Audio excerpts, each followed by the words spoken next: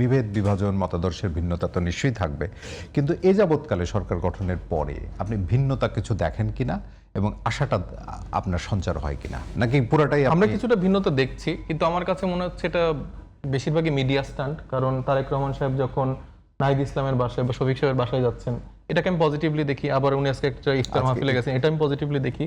কিন্তু আমি আবার তৃণমূল এটা দেখছি যে আমার নেতাকর্মীরা বাড়ি ফিরতে পারছে না, তাদের উপর নানাভাবে হামলা হচ্ছে শুধুমাত্র ভিন্ন মতের কারণে, শুধুমাত্র ভিন্ন দল করার কারণে, এবং তারা ক্ষমতা আসছে এই কারণে।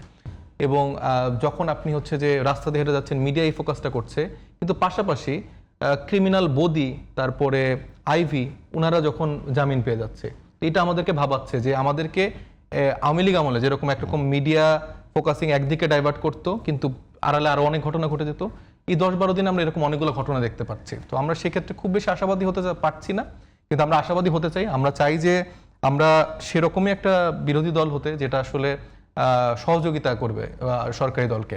এবং আমরা যে ছায়া সংসদ বা ছায়া মন্ত্রিসভা গঠনের কথা বলছি, সেটা মূলত সেই হেল্প করার জন্যই, যে আমরা বিভিন্ন পলিসি মেকিং থেকে শুরু করে তাদেরকে নানাভাবে গাইড করা, বা ভুল হলে সেটা সহযোগিতা এবং ভুল হলে সেটি। হ্যাঁ, তো সেই জায়গা থেকে আমাদের মনোভাব আছে। কিন্তু সরকার যদি ডে ওয়ান থেকে এরকম স্টান্টবাজি করে আর সাইডে হচ্ছে যে জুলাইয়ের সাথে প্রতারণা করে, বাংলাদেশের মানুষের সাথে প্রতারণা করেন, সেটা ক্ষেত্রে আবার ধরেন খুব কঠোর একটা অবস্থানও আমরা নিব।